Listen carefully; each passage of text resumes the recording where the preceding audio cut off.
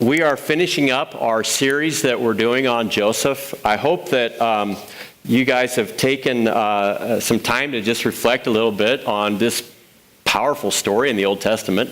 If you've never read Joseph, the account of Joseph in the Old Testament, take some time this summer and read Genesis roughly 30 through 50 and explore this story, because powerful things happen.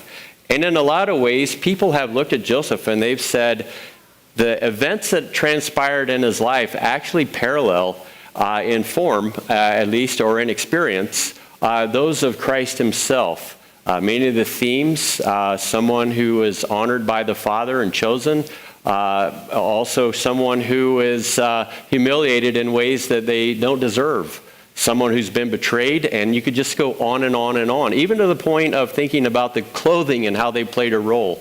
We know what they did. They sold Jesus' clothing or they gambled over it at the end of his life. And so the parallels are really pretty uncanny. And as you're reading, you might just say, as I'm reading Joseph, this thing struck me as it reminded me of something Jesus went through. And you'll discover a rich sort of connection between those two lives as you read the Bible. And I know I have, as I've gone back through it again in this message series, and I've really enjoyed it.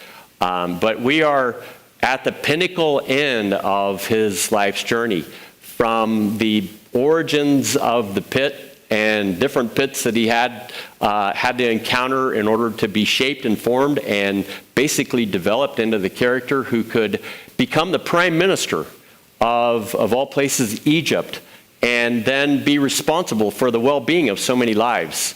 It's powerful stuff. But for today, I want to look at how he took a certain view of that responsibility as it affected literally hundreds of thousands, if not millions of lives, but more personally, how it affected him and his relationship with his family. I know during Memorial Day, a lot of us are thinking about family. I'm thinking about Dodge Grove Cemetery in Illinois and all the family members that are lined up in a couple of places there and their stories. And, I wish I could be there this weekend. And probably when I go out to Illinois in a few weeks, I'll be spending a little time there.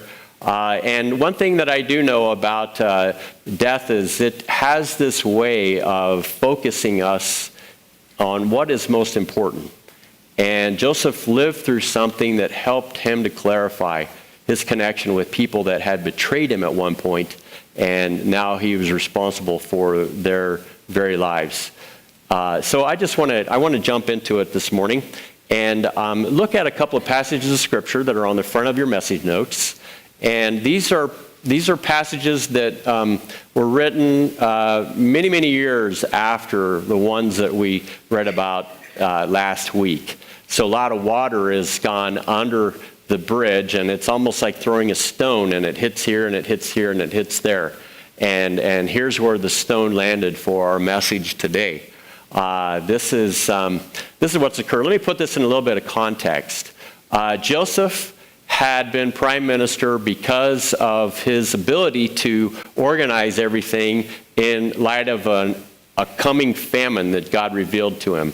So for 7 years, he harvested all the crops and he stored them in surplus, preparing for 7 years of scarcity and famine. And in the wake of that famine, 2 years into it, Joseph's brothers, who were down actually they would have been up geographically in what we know as modern day Palestine, is descending down into Egypt because they understand that there is grain and they can get some. Well, when they go down there, they encounter Joseph, and there is a lot of interesting things in that part of the story, which I didn't have time to preach on. But the long and the short of it is, Joseph is reconciled to his brothers. His father is brought back with all of their clan to Egypt, and then they're settled into the most fertile part of Egypt, the land of Goshen, richly blessed by Pharaoh and the goodwill that he had towards Joseph's family. 17 years into their time there, Joseph's dad died, Jacob. I'm sorry. I always get those two confused. I tell my wife not to let me chop down trees on Saturdays, so I'm not so tired. But as they're memorializing and honoring Jacob's life, they have to, they have a funeral procession. They have a monument that recognizes his life and his contribution, and they have 70 days of mourning. And what occurred to the brothers at that point into it was, all right, this wave of fear just began to just run over all of them. And they thought, all right, Joseph knows that we betrayed him. Joseph knows that we sold him into slavery. Joseph knows that Dad's not around anymore. And they're very fearful that Joseph is he's going to have a reckoning, that some things that were owed are going to come due. And Joseph could have very well taken advantage of this opportunity by harboring bitterness all of that time and just allowing a slow burn of, one day I'm going to get even with those guys for betraying me, for selling me, for disconnecting me from my family. And many of us, I know, struggle with bitterness. Things that have happened to us in the course of time that we think if there was only an opportunity that would present itself where we could get even and settle the score, boy, we're strongly inclined to do that. And it's just part of our nature that God says, that part of who you are is not going to be allowed to be with me forever. And we got to work through it to get rid of it. Joseph's brothers had great justification to be fearful because of all of that stuff. And so they said these things to each other. When they saw that their father was dead, they said, what if Joseph holds a grudge against us and pays us back for all the wrongs we did to him? And they're just wondering, what's he going to do? Joseph, aware of these apprehensions, a few verses later, responded in a way that they didn't quite expect. But Joseph said to them, don't be afraid. Am I in the place of God? You intended to harm me, but God intended it for good to accomplish what is now being done, the saving of many lives. So then, don't be afraid. I will provide for you and your children. And he reassured them and spoke kindly to them. I mean, why the change of heart?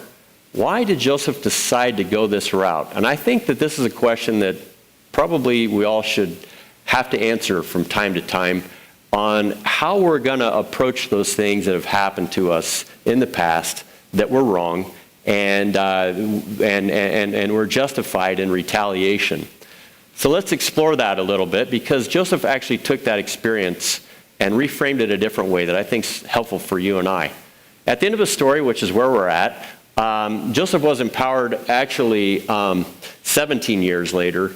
So it's a misprint on my part. 17 years later to do some great damage or great good to lives that were subject to his influence. And during the course of actually those years of famine, there were things that were opportunities that presented himself that he could very much have used for his benefit.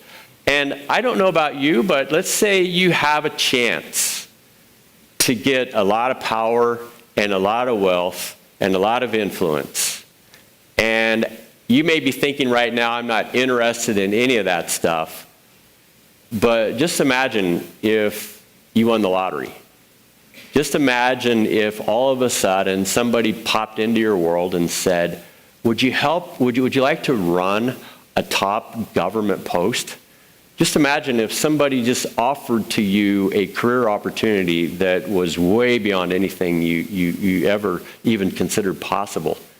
And these are things that had come into Joseph's orbit, and he began to see what he could do in this position of great power. And he looked at himself, and he saw how he could gain from it, and he looked at other people, and he began to process the good that he could do for others. And he really had two options. Like anybody who has power, you can use it in good ways or bad ways. And so here are some of the options that he had.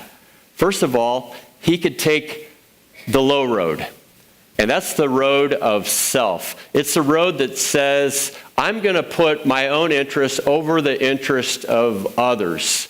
And he could use his position to increase his wealth. Yesterday I read an article in the Wall Street Journal, and it described an investigation that was going on with Navy admirals. And during the course of all things, Memorial Day weekend, you think about these top leaders as people who have arrived at this position because of the great respectability, the character, and just the capacity that they had to manage very complex things well. And yet, somewhere along the way, opportunity presented itself to up to, they say right now, 30 admirals who had been in conversation with a con man in the Far East. And I won't go into the details of it, only to say that he was able to structure things in a way that these admirals could receive money and compensation for utilizing his fuel depots for the different fleets. And lots of money was put into the pockets of these admirals. And there was an investigation where 200 admirals were called into a room, and they were basically told that 30 of you are actually under scrutiny right now through this misuse of your position. Several of them already have gone through the process of being indicted in a military court. And it's just a total disaster on the part of a very respectable career that got derailed by the utilizing of a position for your own personal wealth. And it can happen. I mean, if you look at people of that caliber who have benefited from these opportunities that are so abstract to everybody else that the assumption is no one is really going to even understand how it is that we were able to capitalize on this experience. But somehow word got out. And at that level and at any level, you can take the low road. And, you know, of course, none of us are in that place in life. We are just, common folk. Just, we work and we try to prepare or provide for our families and do those things that will just benefit the well-being of people that we care for. However, there's always those little opportunities that say, take the low road, no one will know, and if you do, you'll benefit from it. There's no downside from this, but there is always a downside on the low road. It just almost goes without saying, and it just makes sense. And as you consider Joseph's role, he looked at the famine. He looked at how God had positioned him, and he could have very much used this as an opportunity to basically bankroll his family and any aspirations that he had. But he had an accountability to a higher authority. And he didn't leverage the famine as an opportunity to exploit vulnerable people. What he did was he looked at vulnerable people who were starving in the wake of a famine, who had no choice but to give everything that they had in order to get grain just to sustain their lives. And he didn't do that. He didn't take advantage of the situation. He didn't use that for his own gain, and he very well could have, and he could have been justified as second in command. I don't know that anybody would have really challenged him on it except for Pharaoh. And up to that point, he had saved Pharaoh and the country. He's got a lot of money in the bank with Pharaoh. And yet Joseph said, no, something funny happened along the way to Egypt when my brothers sold me into slavery. And maybe something funny like this happened to you at one point. You discovered that God was real. You discovered that in the course of your life, and perhaps in the deepest, darkest valley that you've ever gone through, God showed up. And from that experience, and it could be any number of things that we encounter in the course of our lives. It could be through a personal tragedy. It could be through a tremendous challenge that you felt like I have no means of overcoming. It could be through a time of sickness that you never really were sure if you were going to get past. It could be through the breakup of a marriage. And all of these things, God says, I want to show up in the messiness of life, and I want to show you that I can take the mess that you're in and I can work it together in some meaningful way that on the other side you'll look back and you'll say, wow, only God could do that. And God whispered into Joseph's ear on the way to Egypt as he was bound in captivity, and he said, Joseph, just like I promised to your great-grandfather Abraham that you would be part of a great blessing for other people, I'm going to make good on that promise, and I'm going to use you to richly bless other people. And Joseph heard that word, and everything that he did from that point on was centered not in himself, but in the purposes of his God. And you see that through the story. It's very powerful. The question that I have for you, though, is because of who we are grafted into the family of God. We are, through the blood of Christ, bought and then adopted into that greater family that Joseph is a part of.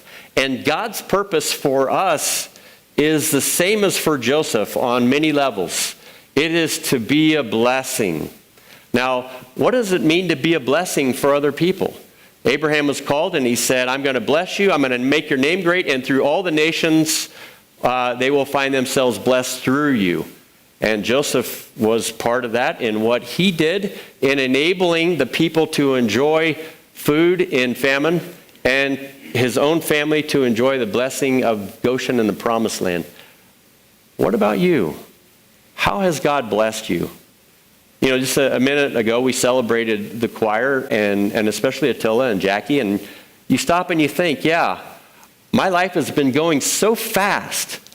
I haven't stopped to enjoy the moment and to see what God's put in front of me and discover that there is a richness to that. And that's something very visible that we can showcase. Last night, I was actually burning the remainder of a pine tree, and my youngest son, of course, he got tired. He had to go in. My wife, she's nursing a broken finger, and she got tired, and she went in. And then Christian and I were tending the fire, and he was getting pretty beat. And I said, why don't you just go on in? So I was there tending the fire, and I just stopped, and I sat down on the ground, and I just looked up into the sky, and I looked at the trees around me. And I just had this moment where God said, just look at the beauty of everything that I've made. You've been walking under this and around this for so long, and yet you haven't stopped to savor what it has to offer. And then all of a sudden, it just really came upon me, the weightiness of the moment. And God is saying, that's all over the place. And you're actually a bringer of blessing to other lives in many different forms. It could be through a gift. It could be through a prayer. It could be through a word of encouragement. It could be through recognizing a need in someone's life and responding. However it is that God's using you, rather than exploiting other people for your own end, which seems to be happening more and more and more in the world that we live in, rather, conversely, as a believer, we're asking, what can I do to add to another person's life? If you've ever done that, it's a wonderful experience to go to bed at night and feel really good about yourself that you've been a pathway and a channel for blessing to others. But have you ever been in that place where you use somebody for your own end, where maybe you took advantage of a situation, Maybe you did something that you benefited from, it cost them, and in your mind you felt uneasy about. I'm not saying that you have, but I'm saying we're capable of doing that.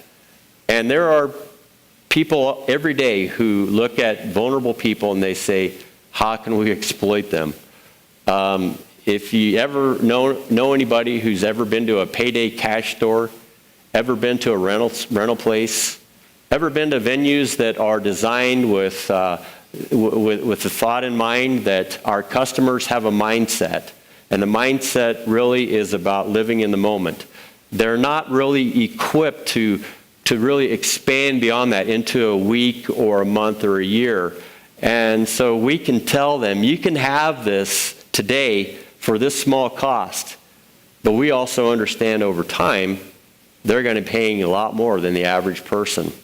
And that's exploiting vulnerable people. Joseph could have also used his power to settle old scores, which might have been what it was really about the whole time. I'm driven to obtain power so that one day, when the opportunity presents itself, I'm just going to unload with both barrels on those people that destroy my life. And he could have framed it that way, but like I said, God began to work in his life. And as God began to work, his heart began to change. And in the vulnerability of where his brothers were at with their father passed away, he could have just said, now's my moment. And as ugly and dark as that is, that's the low road, but that's a road that there isn't a person in this room under specific circumstances that we might very easily find ourselves going down.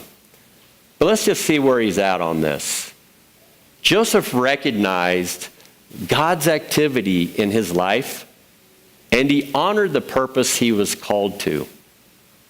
Now, I do know this. God is active in everyone's life. Atheist, agnostic, and believer.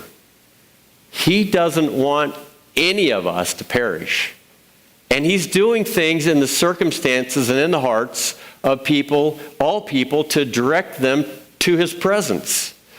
But like that, anybody have a light on the dashboard of your car that's just on all the time? Anybody have that? And if you do, how many of you don't even see it anymore? I think that's the way God is. He's sort of like, I'm here, but you're like, I don't even see that anymore. I tuned it out. I've tuned you out. But Joseph said, I'm going to be tuned in, and I'm going to see that God's been working, and he's showing me telltale signs along the way that in the difficulties of life, he can be counted on to overcome the things that I'm confronted with. And he's helped God's helped Joseph along the way. And I would suspect that God has probably helped each of you in ways that maybe you've recognized, certainly in ways that you haven't. And God, whenever he does that, is drawing our attention to the fact that I'm trying to engage with you because I want you to live a life that's meaningful. I want you to live a life that's purposeful. I actually want to live a life that's eternal. And I want you to be a part of something that's going to help others see that as well, to bless them so that they can discover salvation like I'm offering you. And Joseph saw all of that with clarity. And have you ever had a bad habit or even an addiction problem? And you told yourself, I just can't seem to get past this.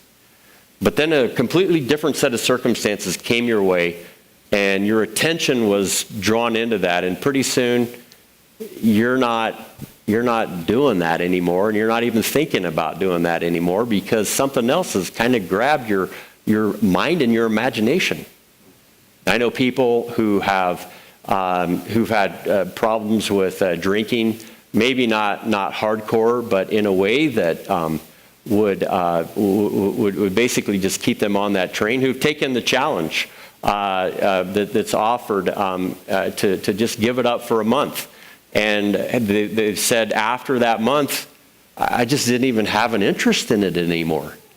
And I became distracted by other things, and it no longer has a hold of me like it did. And Joseph said, I was interested in bitterness. I was interested in retribution. I was interested in paybacks.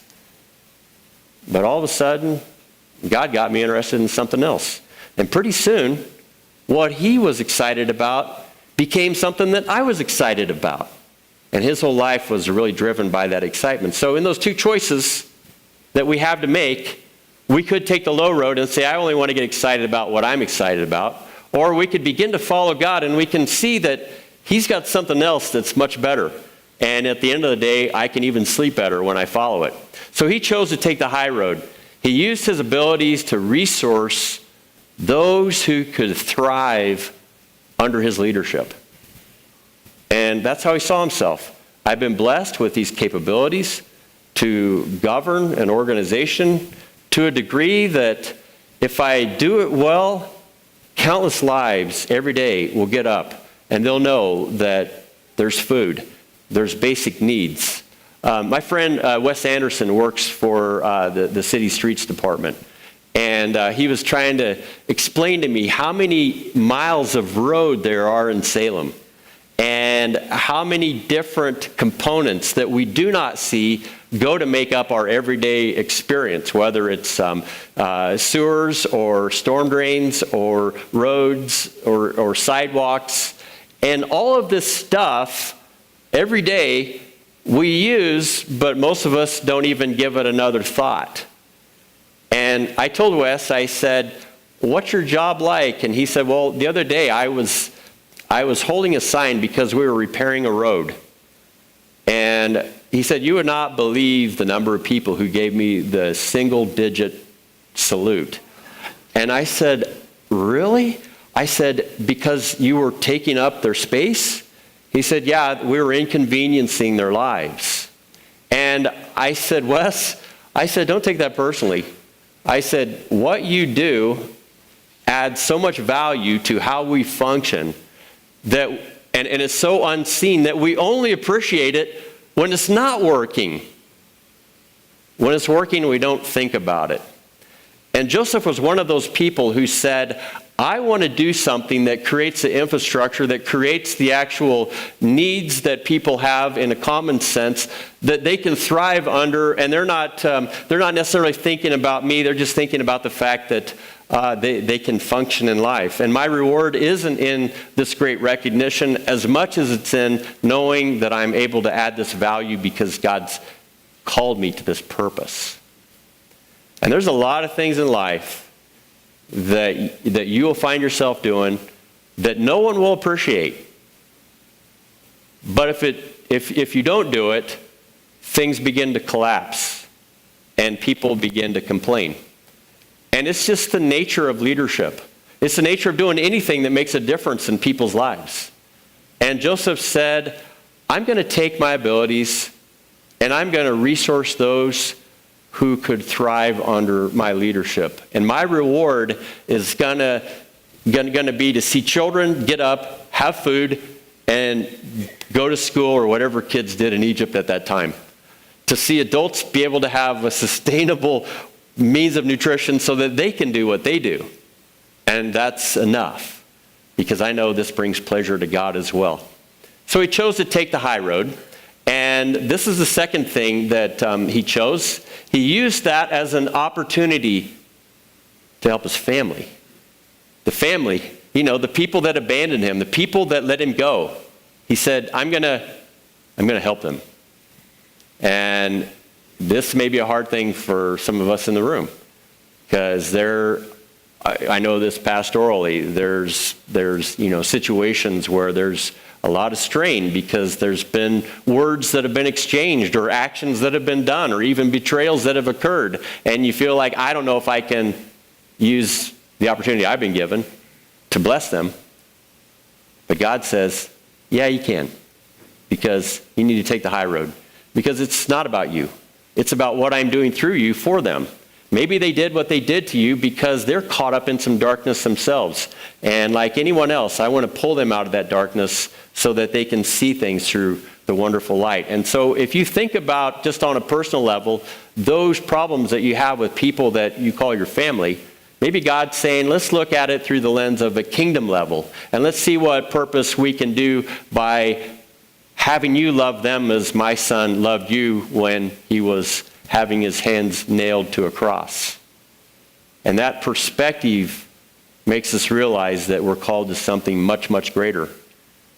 People who have, it's been said that 1 million people have lost their lives over the course of time in our country to ensure that we have this, to give us this place where we have an environment that we assume, like everyone else, that we have this freedom. We can do whatever we want. And the thing is, what we don't realize is some unnamed faces fought battles to ensure our protection and the legacy of what they had helped to create so that we could be in this moment, so that we could enjoy in the peacetime things like work and family and retirement and the possibilities that linger whenever we're free people. And God says, that's the kind of blessing that I want to be to you and through you. Here's the last thing. He chose the high road by recognizing God created a moment for him to extend forgiveness and reconcile his family. If God sees a need for forgiveness to happen between two human beings, and God knows that his whole reason for being is to reconcile all things in Christ, the forgiveness and reconciliation rank pretty high on his level of priorities. And as God looks at that priority, he says, I'm going to do everything that I can to create opportunities for you to offer forgiveness and to be an agent of reconciliation. And God created a moment for Joseph. The moment was initially a famine, but in this moment where the brothers are absolutely terrified of what may fall in the hands of a prime minister who happens to be their brother, who happens to be somebody that they betrayed. In that moment, God said, you're on, Joseph. And what did Joseph do? Let's pull that first scripture back up if we can, Brian. When Joseph's brothers saw that their father was dead, they said, if Joseph holds a grudge against us and pays us back for all the wrongs we did to him, it's just coming. And Joseph said, don't be afraid. Am I in the place of God? That's God's business. He's the one who settles the books. You intended harm for me? Yeah, that was wrong. What you did was wrong. However, God used that for good, to accomplish what is now being done. And so I'm ready to move past it if you are, because many lives have been saved through this, and that makes it all good. So then don't be afraid. And then Joseph goes the extra mile and he says, just like I've been blessed, I'm going to bless you. I'm going to provide for you and your children. I'm going to make you feel secure. Rather than terrified, I'm going to do the exact opposite. I'm going to make you feel safe. And he reassured them, and he spoke in a kindly tone to them. And it is his way of saying, I'm not like this because it's me. I'm like this because it is God working through me. And the whole family and the whole nation, because he allowed God to work through him, was impacted profoundly. We just don't know, do we, how God's going to work. But here's the thing we have to understand as the bottom line. We can choose to take everything personal, like you've offended me, you've upset me, you've crossed me the wrong way, and on and on and on. We can make a ledger of all of the transgressions and trespasses that people have done against us, and we can look at life through the lens of everything is personal, and everyone has basically a score. And if your score is too high, then obviously we've got some things that we need to sort out. And it's all about me. And I know people who function that way in life. And it's a burden I don't think I'd ever want to carry. And God says, you get rid of that burden, and it's going to be painful, but this is how you do it. You start by denying yourself and taking up your cross and following me. And as counterintuitive as that sounds, that is the beginning pathway to freedom, to joy, to killing your person off who is worrying about offenses and taking on the person of Christ who is concerned about showering love on other people and blessing. It's a way of honoring God's processes in each of our lives and allowing other people to be influenced by it in a wonderful way. I thought that was a great tribute you gave to your husband, Bridget. And Hank, in a lot of ways, you are kind of that infrastructure guy. You're sort of that support guy.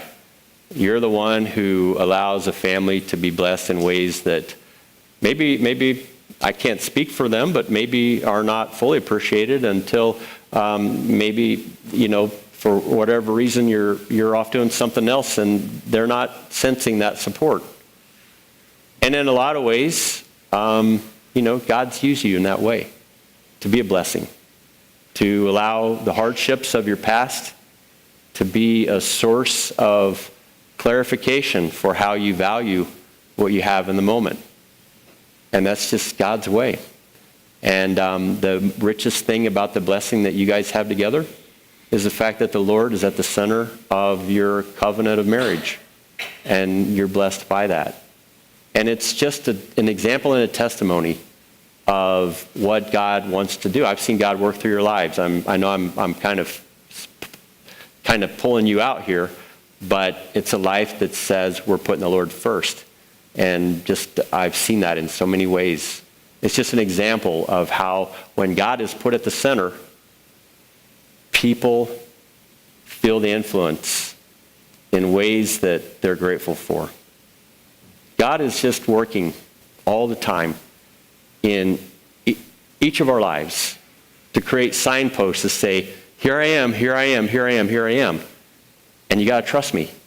And if you do, I can take you from the pit to the pinnacle, to the places where you need to be, the place where I designed you to be, the place where I've saved you from so that you can become something that you're not through my son Jesus.